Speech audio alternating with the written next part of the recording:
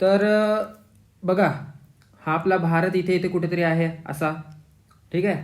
आणि या साईडला एक युरोपियन देश राहतात. या ठिकाणावर कोण राहतात? युरोपीय राहायचे. तर युरोपासाठी भारतामध्ये येणं हा एक कठीण मार्ग होता. आता त्यांना काय झालं, ही आफ्रिका आहे, ही कोणती आहे? आफ्रिका आहे. पहिले लँड रूटनी म्हणजे या रूटनी आपल्याकडे सगळेजण यायचे, व्यापार करायचे. पण मध्येच इकडे आक्रमण व्हायला सुरुवात झाली. या देशांचे खूप वॉर व्हायला सुरुवात झाली. मग हे रस्ते बंद झाले. हे रस्ते त्यांना बंद झाले. पण त्यांना नव्या एका मार्गाची गरज लागली. तर इकडे काय होतं? पूर्ण सी होतं. इकडे काय होतं बाळांनो? सगळीकडे सी आहे. तर सगळे जे युरोपीय ट्रॅव्हलर म्हणजे खलाशी होते, जे युरोपीय खलाशी होते, त्यांनी नवीन मार्ग शोधायला सुरुवात केलं की बापरे, भारतापर्यंत कसं जाता येणार आपल्याला, कसं इंडियापर्यंत पोहोचता येणार. त्यांना काही ते जमत नव्हतं. ते इथेपर्यंत यायचे. आफ्रिकेचं टोक हे कोणतं आहे? आफ्रिकेचं टोक आहे. आणि आफ्रिकेच्या टोकापासूनच ते परत निघून जायचे. जसे आफ्रिकेच्या टोकाला आले, आफ्रिकेच्या टोकापासून परत निघून जायचे.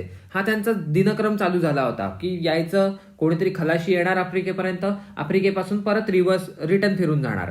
त्यांना आफ्रिकेनंतर काहीच माहित नव्हतं की इथे. मग या टोकाला नाव दिलं केप ऑफ गुड होप. या टोकाला काय नाव दिलं त्यांनी? Cape of Good Hope. या ज्या आफ्रिकेच्या टोकाला त्यांनी नाव काय दिलंय, जे मी इथं रफ करतोय, ते केप ऑफ गुड होप. मग ह्या केप ऑफ गुड होप पर्यंत तर भरपूर सारे खलाशी पोचले, पण बाकीच्यांना पोचताच येत नाही. मग भारतापर्यंत कसं यायचं? तर त्यावेळेला एक वेगळा खलाशी होता, ज्याचं नाव होतं वास्को डी गामा. लक्षात ठेवा, नाव खूपच इम्पॉर्टंट आहे. भारतीय इतिहासातलं सर्वात महत्वाचं नाव म्हणता येईल तर वास्को डी गामा. या पोर्तुगीज खलाशाने, या पोर्तुगीज एक्सप्लोररने भारतापर्यंत यायचा मार्ग शोधून काढला. त्याने तो आला, केप ऑफ गुड होप पर्यंत आला, आणि त्याच्यानंतर तो अशा प्रकारे इथे भारतामध्ये इथे आला. आणि ते राज्य होतं केरळ. कोणत्या प्रदेशात आला तो? केरळ. आता हे बुकमध्ये कुठल्या लिहिलं नाहीये, पण मला थोडंसं एक्स्ट्रा माहिती आहे त्याच्यातून सांगतो. एक ते झॅमोरिन नावाचा राजा होता. कोण होता? झॅमोरिन. या झॅमोरिन राजाने त्याचं स्वागत केलं. आणि त्याच्यानंतर जे काही वस्तू त्यांनी इथे काही घेतल्या, त्यानंतर जाऊन त्यांनी युरोपात विकायला सुरुवात केली. असं म्हणतात की त्याला खूप जास्त प्राईजवर त्या भेटल्या, म्हणजे विकता आल्या. भारतामधून ज्या वस्तू नेल्या होत्या त्याला त्याचा खूप उत्तम भाव हा युरोपात मिळाला. मग त्या वस्तू कोणत्या होत्या? तर चला आपण बघूया. त्या वस्तू कोणत्या असतील, चला सांगा मला. ज्यांना माहित असतील त्यांनी कमेंटमध्ये कळवा त्या वस्तू कोणत्या होत्या.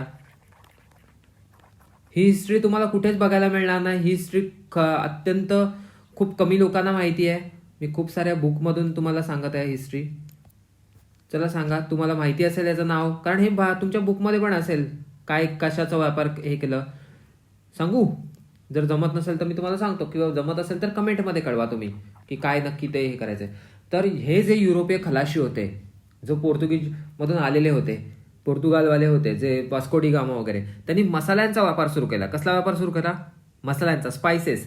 तर स्पायसेस का युरोपासाठी महत्वाचे होते? तर हे स्पायसेस घेऊन ते जे युरोपीय लोक अतिशय मांस खाणारी आहेत, त्यांना मांस, मच्छी, मटण हे भरपूर लागायचं. तर हे मांस प्रिझर्व करण्यासाठी, हे मांस म्हणजे काही मच्छी, मटण वगैरे, याला मांस आपण म्हटलेलं एकत्र. तर हे मांस प्रिझर्व करण्यासाठी, टिकवून ठेवण्यासाठी थंडीमध्ये त्यांना मसाल्यांची गरज लागली. त्यांना समजलं की हे मसाले लावल्याने त्यांचं मांस जास्त वेळ टिकून राहतं. आता तुम्ही बघा, घरी आपल्या आईनी वगैरे कोंबडी वगैरे कट केलेली असेल, ते तुम्ही चिकन जर घरी आणून ठेवलं तर काही वेळाने त्याला आंबट चव येते. का? तर त्याच्यामध्ये लॅक्टिक ऍसिड नावाचा जो ऍसिड आहे तो तयार व्हायला सुरुवात होतो, आणि ते चिकन आंबट होत जातं. मग त्या जागी जर आपण त्याला हळद, मीठ, मसाला जर लावला तर ते आंबट होत नाही. याचा अर्थ काय की युरोपीय लोकांना तेव्हा कळायला लागलं की हो, आमच्या इथे थंडीमध्ये टिकवून ठेवण्यासाठी आज जे काही आपण वापरतोय, मसाले जे वापरलेत, त्याच्यामुळे ते अन्न जास्त वेळ टिकून राहतं. यासाठी त्यांना मसाल्यांची गरज लागू लागली, आणि त्यामुळे ते मसाल्याचा खप युरोपमध्ये वाढला. अजून काय त्यांनी हे केलं? अजून काय त्यांनी नेलं होतं मसाल्यांसोबत? तर सोनं नेलं होतं.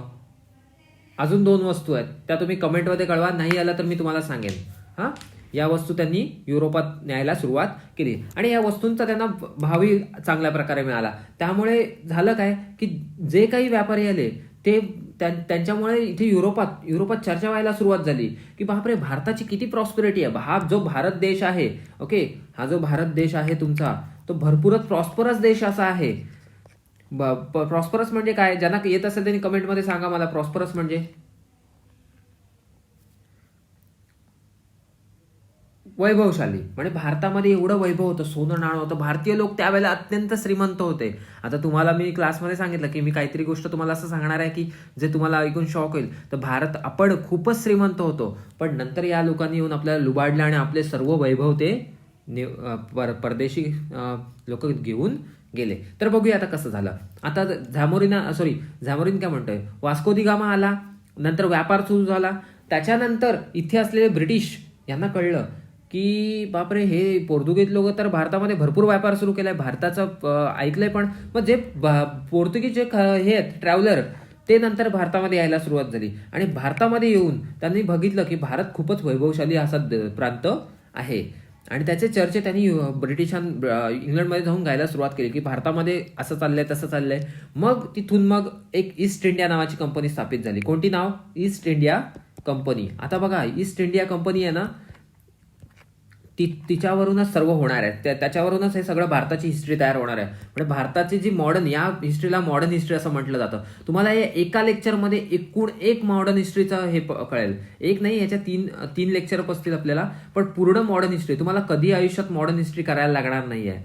आणि ही हिस्ट्री सर्वाधिक आहे तुम्हाला. तर ही ईस्ट इंडिया जी कंपनी आहे ना, ईस्ट इंडिया कंपनी, ती स्थापित केली त्यांनी. इंग्लंडची जी राणी होती, इंग्लंडची राणी त्यावेळेला एलिझाबेथ होती. कोण होती राणी? इंग्लंडची राणी एलिझाबेथ.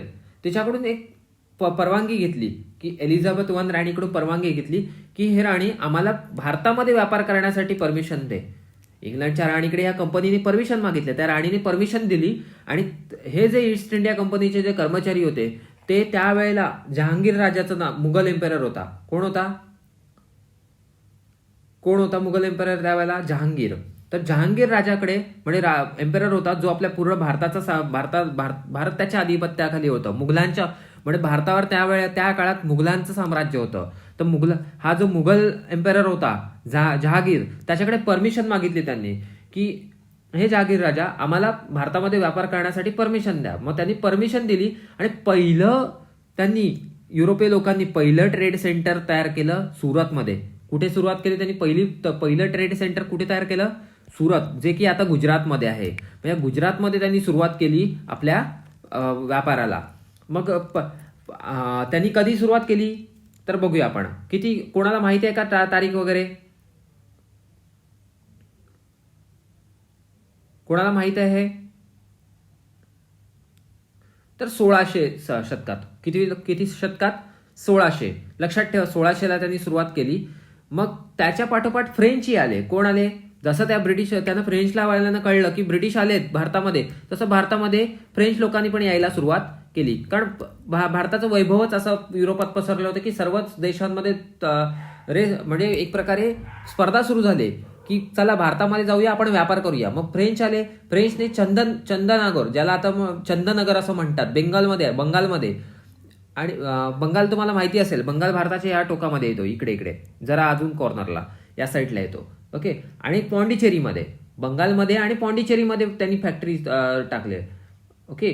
आणि पॉंडिचेरी कुठे आलं? इथे चेन्नईमध्ये आलं, या साईडला इथे येते पॉंडिचेरी, इथे येतं. मग फ्रेंच लोक आले. त्याच्यानंतर या दोघांनीही आपलं साम्राज्य भारतामध्ये तयार करायला सुरुवात केली. आणि मला सांगा, आता ब्रिटिशही करतात, फ्रेंच लोकही करतात. मग काय झालं? हे जे फॉरेन ज्या कंट्रीज होत्या, हे जे फॉरेन राज्यकर्ते होते, त्यांचं एकमेकांमध्ये भांडणं व्हायला सुरुवात केली. अजून ऐका, अजूनपर्यंत भारतामध्ये त्यांनी हल्ला केलेला नाही. हे जे लोक आहेत त्यांनी अजूनपर्यंत भारताचा त्यांचा संबंधच नाहीये. भारतामध्ये त्यांनी कुठलंही भांडण किंवा भारतासोबत कुठलंही त्यांचं वॉर अजूनपर्यंत झालेलं नाहीये. हे आपापसातच लढतात. कोण लढतायत? ब्रिटिश आणि कोण? फ्रेंच. हे फ्रेंच आणि ब्रिटिश आपल्यामध्ये भांडण करत सुटलेले आहेत. यांच्यामध्ये वॉर होत आहेत. आपण जरा सर्व करून घेऊया, म्हणजे आपल्याला चांगल्या प्रकारे होऊन जाईल. 1-2 मिनिटं फक्त. आपण डिलीट नाही करत आहोत कारण तिथे ऍड सुरू होतात मग इकडे, त्यामुळे आपल्याला मॅन्युअली रब करायला हवंय.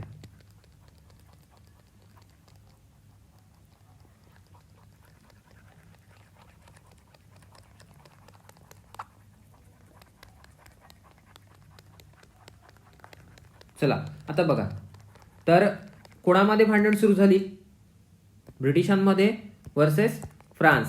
या ब्रिटिश आणि फ्रान्समध्ये भांडण सुरू झाली, यांच्यामध्ये वॉर व्हायला सुरुवात झाली, यांच्यामध्ये कॉन्फ्लिक्ट व्हायला सुरुवात झाली. आतापर्यंत हे क्लॅशेस फक्त ब्रिटिश आणि फ्रान्समध्येच चाललेत, भारतीयांशी त्यांचा संबंध नाहीये. आणि त्याच्यामध्ये ब्रिटिशांनी या फ्रान्सिसींना हरवलं आणि फ्रान्सवाल्यांना फक्त पॉंडिचेरी ठेवता आली, फक्त इथेच. बाकी सगळे त्यांचे जे ट्रेड सेंटर आहेत ते ब्रिटिशांनी घेतले. फक्त त्यांना तेवढंच अलाव केलं की फक्त तुम्ही इकडेच पॉंडिचेरीमध्येच असाल. तर बघा आता पुढचं. आता हे झाले फॉरेन सोबत. आत्ता खऱ्या अर्थाने हे लोक भारतीयांसोबत भांडणार आहेत. कोण? ब्रिटिश. आता यांचे युद्ध कोणासोबत होणार आहेत? तर भारतीयांसोबत. तर दाखवतो तुम्हाला कशा प्रकारे झालं. ओके. तर हे जे ब्रिटिश होते यांनी फ्रान्सिसींसोबत युद्ध जिंकलं आणि त्याच्यानंतर त्यांच्या आकांक्षा वाढायला लागल्या. त्यांची महत्वाकांक्षा वाढली. त्यांना अजून मोठं व्हायचं होतं, त्यांना अजून प्रॉस्पेरिटी हवी होती. तर त्यावेळेला काय झालं की औरंगजेबाचा मृत्यू झाला. जो लास्ट मुघल एम्परर जो की औरंगजेब राजा होता, पॉवरफुल, लास्ट नव्हता तो, पॉवरफुल एम्परर. औरंगजेब हा खूप पॉवरफुल राजा होता. त्याच्या मृत्यूनंतर, तोपर्यंत ब्रिटिश थांबले, त्याच्या मृत्यूनंतर ईस्ट इंडिया कंपनीचे इरादे बदलले. कारण त्यांना माहिती होतं जे नंतरचे जे मुघल राजे आहेत ते एवढे कॅपेबल नाही आहेत, त्यांना एवढं काही नीट करता येत नाही. तर औरंगजेबाच्या मृत्यूनंतर झालेले पुढचे ब्रिटिश जे मुघल राज्यकर्ते होते ते अतिशय वीक होते. तर बघा आता ब्रिटिश ईस्ट इंडिया कंपनीने काय केलंय. आता ब्रिटिश ईस्ट इंडिया कंपनीला पूर्ण काही भारत हवा होता, तर त्यांनी चाल कुठून सुरू केली? त्यांनी बंगालला कंट्रोलमध्ये आणायला सुरुवात केली. त्यांनी काय केलं की सर्वात श्रीमंत, आपल्या भारतातला सर्वात श्रीमंत प्रोव्हिन्सेस बंगाल होतं त्यावेळेला. तर त्यांनी बंगालमध्ये फोर्टिफिकेशन म्हणजे किल्ले बांधायला सुरुवात केली, स्वतःची आर्मी मेंटेन करायला सुरुवात केली, स्वतःची फौज आणली त्यांनी. म्हणजे मराठीमध्ये पण मी बायलिंग्वल बोलतोय. स्वतःची आर्मी आणली. मग जो तिथे नवाब होता, बंगालचा नवाब त्यावेळेला सिराजुद्दौला होता. त्या सिराजुद्दौलानी त्यांना सांगितलं, हे ब्रिटिशांना, तुमचं जे फोर्टिफिकेशन चालू आहे, तुमचं जे आर्मी ते माझ्या इथे चालणार नाही, ते फोर्टिफिकेशन तुम्ही पहिले हटवा. तर ब्रिटिशांनी त्याला उत्तरामध्ये नकार दिला आणि अशामुळे नवाब सिराजुद्दौलाने त्यांच्या विरुद्ध युद्ध पुकारलं. पण झालं काय? आता इथे बुकमध्ये तुमच्या लिहिलेलं नाही आहे ते काय. तर त्याचा जो जावई होता का काय आता लक्षात नाही, पण मीर जाफर नावाचा त्याच्यामध्ये जो सेनापती होता, त्याला ब्रिटिशांचा जो रॉबर्ट क्लाइव्ह नावाचा व्यक्ती होता, नाव काय तुम्ही सांगा? Robert Clive. त्यांनी लाच दिली, त्यांनी पैसे दिले त्याला, म्हणजे पैसे, सोनं नाणं दिलं आणि त्याला उत्तराधिकारी बनू बेंगॉलचा असं लाच, त्याला एक बोलतात ना की त्याला एक ब्राईब देण्यात आली. त्यानंतर असं म्हटलं जातं की ते युद्ध झालंच नाही. त्या जो सेनापती होता मीर जाफर, त्यांनी लढायलाच नकार दिला. कारण त्याला ब्रिटिशांनी पैसे दिले होते. ब्रिटिशांनी त्याला सांगितलं होतं राज्य तुझंच असेल. आणि अशा प्रकारे सिराजुद्दौलाला ब्रिटिशांनी पकडून काय केलं तर त्याला मारण्यात आलं. त्याच्यानंतर मग मीर जाफरला ठेवलं त्यांनी. बेंगॉलचा राज्यकर्ता कोणाला दिला आता? ब्रिटिशांनी मीर जाफरच्या नावावर घेतलं. मीर जाफरला त्यांनी राज्यकर्ता केलं. हा मीर जाफर नंतर बंगालचा नवाब बनला. मग बंगालचा नवाब बनल्यानंतर या मीर जाफरला पुढे असं लक्षात आलं 2-3 वर्षांतर की माझ्याकडे काही रूलच नाही आहेत, मला फक्त पपेट किंग बनवून ठेवलंय. पपेट म्हणजे काय? कठपुतली. म्हणजे ब्रिटिशांची कठपुतली म्हणून वापरत होता. असं का ब्रिटिशांनी केलं असेल सांगा? ब्रिटिशांनी मीर जाफरला ब्रिटिशांनी आता जिंकला, आता सिराजुद्दौला आता हरवलं. या मीर जाफरला तर ते पैसे देऊन पण बाजूला करू शकत होते, पण याला राजा करायचा काय त्यांचा हेतू होता? तर असं होतं की बेंगॉलमधली लोक हे डायरेक्टली ब्रिटिशांचं ऐकलंच नसतं त्यांनी. मला सांगा, ब्रिटिश लोकल होते का बंगालचे? नाही. ब्रिटिशांचं कोणाचं ऐकतील? मीर जाफरचं ऐकू शकतात. ब्रिटिशांचं ऐकू शकतात का बंगालमधली पब्लिक? नाही ऐकू शकत. त्यामुळे ह्यांनी काही वर्ष हे मीर जाफरला दिलं. पण मीर जाफरला नंतर कळलं की सगळेच्या सगळे डिसिजन्स आहेत ते कोण घेत आहेत? ब्रिटिश लोक घेत आहेत. मला काही घेतच नाहीत, मला फक्त राजा नावाला बनवून ठेवलाय, बाकी माझा काही संबंधच येत नाही आहे. तर अशा प्रकारे एक 2 मिनिटं मला रफ करू द्या. आपण रफ करू द्या आणि पटापट बघूया आपण. 2 मिनिटं फक्त मला लागतील. ओके, ठीक आहे. बघा, तर मग या मीर जाफरने जे बाजूलचा नवाब होता, नवाब अवध आणि मुघल एम्परर होता त्यावेळेला, त्या तिघांना म्हणजे दिल्ली सल्तनतचा जो प्रमुख मुघल एम्परर आणि नवाब अवध आणि नवाब बेंगॉल कोण होता? मीर जाफर. या तिघांनी मिळून ठरवलं की हे ब्रिटिश कधीतरी नवाब अवध पर्यंत पण पोहोचणार आहेत. जे बेंगॉलची अवस्था झाली ती अवधची अवस्था, त्यावेळेला अवध बेंगॉल असे प्रांत होते. आत्ताच्या वेळेला जे राज्य आहेत ते वेगळी, तेव्हाच्या वेळेला वेगळी, त्यांचे डिवाइड करून वेगवेगळ्या याच्यात झालं. ते जाऊ दे, ते पुढचं आपण बघू.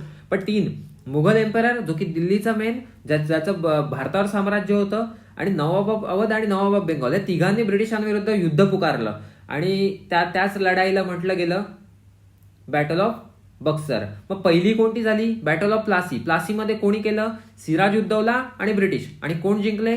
ब्रिटिश जिंकले. आता बॅटल ऑफ बक्सर होणार आहे. हे सगळे ठिकाणांची नाव आहेत. आता बक्सरमध्ये काय झालं? नवाब अवध, नवाब बेंगॉल आणि मुघल एम्परर हे तिघं एका साईडला, आणि एका साईडला कोण? हे तिघे एका साईडला आणि एका साईडला वर्सेस ब्रिटिश. सांगा भाऊ कोण जिंकला असणार? ब्रिटिश जिंकले.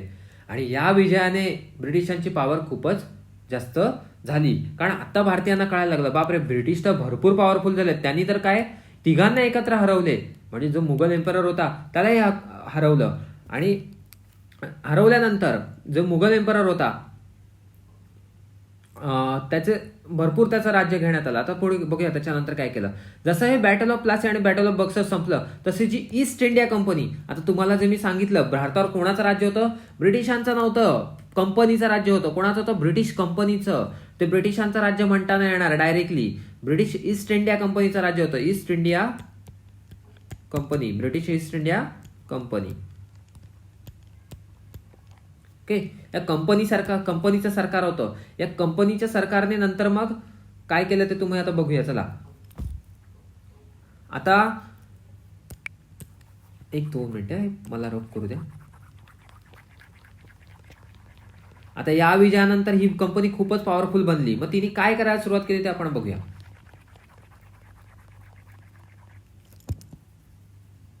थोडं रफ करू द्या मला.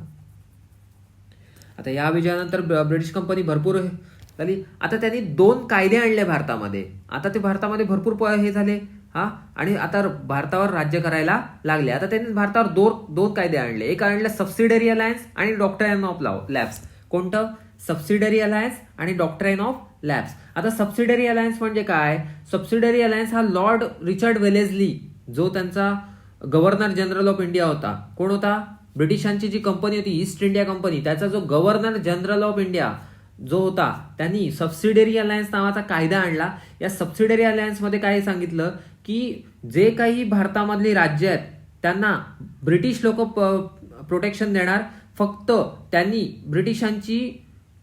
त्यांनी काय करायचं? ब्रिटिशांची आर्मी ठेवायची, स्वतःची आर्मी ठेवायची नाही. जे काही तुमचं स्वतःचं सैन्य असेल ते काढून टाकायचं आणि त्यांच्या प्रांतामध्ये त्यांची स्वतःची आर्मी ठेवायची, म्हणजे ब्रिटिशांची आर्मी ठेवायची. त्या राजांना त्यांची स्वतःची आर्मी ठेवण्याचा काही हक्क नाहीये. या बदल्यात ब्रिटिश काय देणार? तर ब्रिटिशांनी त्यांना काय दिलं?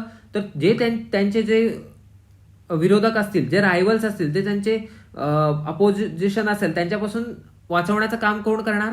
तर ब्रिटिश करणार. आणि त्यांचं जे फॉरेन अफेअर्स असतील, फॉरेन अफेअर म्हणजे काय की ज्या राज्यांचे दुसऱ्या राज्यांसोबत, आता त्या राज्यांना पण आपण फॉरेन अफेअर्सच म्हणू, आणि दुसऱ्या देशांसोबत कोणाशी जर संबंध ठेवायचे असेल, समजा XYZ राज्य आहे, त्याला जर बाहेर फ्रेंच किंवा पोर्तुगीज किंवा कोणत्याही देशाशी संबंध ठेवायचे असेल तर ते ब्रिटिशांतर्फेच ठेवणार. म्हणजे मध्ये ब्रिटिश असणार आणि ब्रिटिश त्यांच्याशी काही ते संबंध ठेवणार. म्हणजे ह्या राज्याला कुठल्याही फॉरेन म्हणजे कुठल्याही बाहेरच्या राज्यासोबत काही करार करण्याचा काही अधिकार नव्हता. या बदल्यात ब्रिटिश काय देणार होते? तर त्यांच्या विरोधकांपासून त्यांना संरक्षण देणार होते. तर अशा प्रकारे होते डॉक्ट्राइन ऑफ लॅब्स नाही, याला बोलवतो ते सबसिडरी अलायन्स, की तुम्हाला आम्ही प्रोटेक्शन देऊ, त्या बदल्यात आमचं सैन्य असेल आणि बाहेरच्या राज्यांशी आम्ही डील करणार. ठीक आहे. आता बघा पुढचं होतं डॉक्ट्राइन ऑफ लॅब्स. कोणती पॉलिसी होती? Doctrine of labs. हे सबसिडरी अलायन्स वगैरे काही नव्हतं. याच्यातर्फे काय ब्रिटिशांना करायचं होतं? फक्त भारतावर राज्य करायचं होतं. हे सगळे खोटी कारणं होती. आता डॉक्ट्राइन ऑफ लॅब्स कोणी आणलं? तर लॉर्ड डलहौसी. त्यावेळेला आता कोण होतं? Governor general of India. आता बदललं, लॉर्ड डलहौसी म्हणून होतं. त्यांनी डॉक्ट्राइन ऑफ लॅब्स. कोणी राणी लक्ष्मीबाईंचं नाव ऐकलं? त्यांनी कमेंटमध्ये कळवा. बघा आता हे डॉक्ट्रिन ऑफ लॅप्स काय म्हणतं. डॉक्ट्रिन ऑफ लॅप्स म्हणजे काय की लॉर्ड डलहौसीने आणलेला एक कायदा आहे ज्याने भारतामध्ये भरपूर खळबळ आणली. म्हणजे तो त्यावेळेला गव्हर्नर जनरल ऑफ इंडिया होता. त्यांनी काय केलं तर या कायद्याद्वारे ज्या राजांचा जो राजा वारणार त्याचा जर स्वतःचा मुलगा नसेल तर किंवा मुलगा नसेल मुलगी असेल तरी होणार नाही. जर त्या राजाला स्वतःचा मुलगा नसेल तर ते राज्य ब्रिटिशांच्या ताब्यात त्याला सुपूर्द करायला लागेल. जर समजा राजा वारला तर ते डायरेक्टली राज्य कोणाचं होणार, ब्रिटिशांचं होणार, जर त्याला मुलगा नसेल. जर एखाद्या राजाला मुलगा नसेल स्वतःचा म्हणजे असं दत्तक घेतलेला चालणार नाही. स्वतःचा नॅचरल जर वारीस नसेल तर ते राज्य त्यांना ब्रिटिशांना सुपूर्द करावं लागणार. तर अशामुळे भरपूर सारी राज्य कोणाच्या आधिपत्याखाली गेली, ब्रिटिशांच्या आधिपत्याखाली जायला लागलं. त्यांना भरपूर राज्य मिळायला लागली कारण काही राजांना स्वतःचा मुलंच नसायची. तर त्यामुळे कोणाला गेली सगळी राज्य, ब्रिटिशांना गेली. त्यामुळे भारतामध्ये भरपूर असंतोष ब्रिटिशांबद्दल निर्माण झाला कारण ब्रिटिश हे जुलमी होते. आणि आतापर्यंत कोण राज्य करते तर ब्रिटिश ईस्ट इंडिया कंपनी करते आपल्या राज्य. अजूनपर्यंत ब्रिटिशांचं डायरेक्ट राज्य आपल्यावर सुरू झालेलं नाही. तर बघूया आपण काय झालंय आता. रिव्होल्ट ऑफ 1857 1857चा उठाव. आता बघा या कायद्यामुळे, या 2 कायद्यांमुळे काय झालं, भारतीयांमधील असंतोष खूप वाढला आणि त्यांनी रिव्होल्ट सुरू केला. आता बघा काय झालं, ज्या वेळेला 1857 मध्ये काय झालं की ब्रिटिश सैन्यामध्ये भरपूर सारे भारतीयही होते, म्हणजे हिंदूही होते, मुस्लिमही होते. आता या कोणीतरी खूप विचारी माणूस असेल त्यांनी त्यांना ते सांगितलं असणार किंवा ही अफवा होती, कोणीतरी स्मार्ट माणसाने केलेले काम आहे ब्रिटिशांविरुद्ध. तर बघा काय केलं, त्या हुशार माणसांनी काय अफवा पसरवली की जे ब्रिटिश आहेत त्यांनी जे नवीन रायफल आणले, एनफिल्ड रायफल, त्या रायफलचं काय नाव होतं, इनफिल्ड रायफल, असं काही झालं नसेल, ही फक्त अफवा असू शकते. त्यांनी काय सांगितलं की त्यामध्ये जे फॅट वापरले, त्या काडतुसामध्ये जे काडतूस वापरले त्याच्यामध्ये जे फॅट आहे त्याच्यामध्ये गाईचं आणि डुकराची चरबी आहे. आता बघा गाय म्हटलं तर आपल्याला पवित्र, हिंदूंना पवित्र, आणि डुक्कर म्हटलं की मुस्लिमांना निषिद्ध. मग आता जर अशी अफवा असेल की गाईचं आणि डुकराचं जर असेल तर तो काडतूस दातानी तोडायला लागायचा. आता कोण तोडणार का? आपण हिंदू असून करू का असं? गाईचं फॅट असेल तर आपल्या तोंडात घालू का? आपण अजिबात घालणार नाहीत. मुस्लिमांना डुक्कर निषिद्ध असतं, ते खाऊ शकत नाहीत, ते घालतील का? नाही. तर त्यांचे सुपिरियर त्यावेळेला त्यांना फोर्स करायला लागले, असं काही नाहीये, तुम्ही हे करा. आणि त्या शिपायांनी मग त्यांचं ऐकलं नाही आणि त्यांनी त्यांच्या विरुद्ध रिव्होल्ट केला, म्हणजे उद्रेक झाला शिपायांचा. शिपायांना हे केलं आणि त्यांनी सुपिरियरला त्यांच्या मारलं आणि त्यांनी तिथून दिल्लीकडे प्रस्थान करायला सुरुवात केली. या 1857च्या उठावाला तीन नाव आहेत. एक तर सिपॉय म्युटनी म्हणून म्हणतात. सिपॉय म्युटनी म्हणजे काय? सिपायांचा उद्रेक. सेकंड काय आहे? Revolt of 1857. आणि स्वातंत्र्यवीर सावरकर, जे की खूप महान व्यक्ती होते, त्यांनी नाव दिलं होतं फर्स्ट वॉर ऑफ इंडिपेंडन्स, असंही म्हणतात, स्वातंत्र्याचा पहिला लढा. तर जे हे सिपाही आहेत ते कुठे गेले? दिल्लीला गेले. कोणाकडे? तर त्यावेळेला मुघल राजा होता बहादूर शाह जफर II, त्याच्याकडे गेले. तर बहादूर शाह जफर हे सिपाही, त्याच्यात अजून काही महान भारतीय रूलर सामील झाले. राणी लक्ष्मीबाई झाशीवरून, नानासाहेब, तात्या टोपे, कुंवर सिंग, हे सगळे त्यांना सामील झाले आणि त्यांनी ब्रिटिशांविरुद्ध युद्ध पुकारलं. पण वर्षाच्या अगोदरच त्या ब्रिटिशांनी तो उठाव मोडीस काढला. तर काय कारण? आणि बहादूर शाह II, जो की मुघल राजा होता, त्याला बर्मा म्हणजे आत्ताचं म्यानमार, त्या जागी जेलमध्ये ठेवण्यात आलं. तिथेच ते वारले आणि त्याच्या दोन्ही मुलांना पकडून मारण्यात आलं आणि मुघल साम्राज्याचा अंत झाला. अशा प्रकारे भारतातील मुघल साम्राज्य संपलं. पण या रिव्होल्ट हा का अयशस्वी झाला? तर मी तुम्हाला नेहमी म्हणतो की तुमच्यामध्ये एक गोष्ट हवी आहे जी त्यांच्यामध्ये नव्हती, डिसिप्लिन. त्यांच्यामध्ये डिसिप्लिन नव्हतं, त्यांच्यामध्ये प्लॅनिंग नव्हतं, ऑर्गनाईज नव्हतं. कुठे पण उठाव व्हायचे, आज इकडे झाले तर उद्या तिकडे, आज इकडे झाले तर तिकडे, म्हणून छोट्या छोट्या याच्यावर उद्रेक व्हायचे. त्यामुळे ब्रिटिशांना मोडीस काढणं अतिशय सोपं गेलं. ब्रिटिशांकडे आधुनिक हत्यारं होती, ब्रिटिशांकडे डिसिप्लिन होतं, ब्रिटिशांकडे प्लॅनिंग होती. या उलट बहादूर शाह जफर जो राजा होता, जो उठावाचं नेतृत्व करत होता, त्याच्याकडे प्रॉपर प्लॅनिंगच नव्हती. जर प्लॅन नसेल, ऑर्गनायझेशन नसेल तर होणारच नाही. आणि त्याला अशा प्रकारे तो उठाव मोडीस आला. पण या उठावाने काही केलं नाही का? नाही. या उठावाचे परिणाम खूपच, काही वाईट तर काही चांगले झाले. तर काय चांगले परिणाम झाले? तर भारतातील ब्रिटिश ईस्ट इंडिया कंपनीचं नेतृत्व संपुष्टात आलं. आता भारतामध्ये ब्रिटिश ईस्ट इंडिया कंपनीचं राज्य चालणार नाही. आता डायरेक्टली ब्रिटिश क्राऊनच्या अंतर्गत आपण भारत आलेलो आहोत. जी राणी होती, जिने त्यांना परमिशन दिली होती की तुम्ही इकडे व्यापार करू शकता, त्या राणीनी जी ब्रिटिश ईस्ट इंडिया कंपनी होती, ब्रिटिश ईस्ट इंडिया कंपनी, तिच्या हातातून सरकार काढून, म्हणजे भारतातील राज्य काढून आता कोणाकडे घेतलं? तर खुद्द आता ब्रिटिश क्राऊन आता त्याच्यावर रूल करणार आहे. आणि आता राणी आहे राणी व्हिक्टोरिया. कोण? राणी व्हिक्टोरिया. आता स्वतः राणी व्हिक्टोरिया तिथे रूल करणार आहे. आणि तिने भारताला इम्प्रेस ऑफ इंडिया म्हणून घोषित केलं, की तिने स्वतःला भारताची इम्प्रेस म्हणून घोषित केलं. आणि तिच्या अंतर्गत आता गव्हर्नर जनरल ही पदवी रद्द करण्यात आली आणि नवीन पदवी देण्यात आली, व्हॉइसरॉय. आणि तिच्या अधिपत्याखाली ती जसं सांगेल तसं व्हॉइसरॉय म्हणून निवडण्यात आला. आणि व्हॉइसरॉय आतापासून भारताला गव्हर्न करणार आहे. म्हणजे कंपनीच्या हातातून आता रोल कोणाकडे गेला? खुद्द ब्रिटिश क्राऊनकडे. म्हणजे आता राणी स्वतः आपल्या भारतावर राज्य करणार आहे. म्हणजे 1857च्या पहिले आपल्या भारतावर कोणाचं राज्य होतं? तर ब्रिटिश ईस्ट इंडिया कंपनीचं राज्य.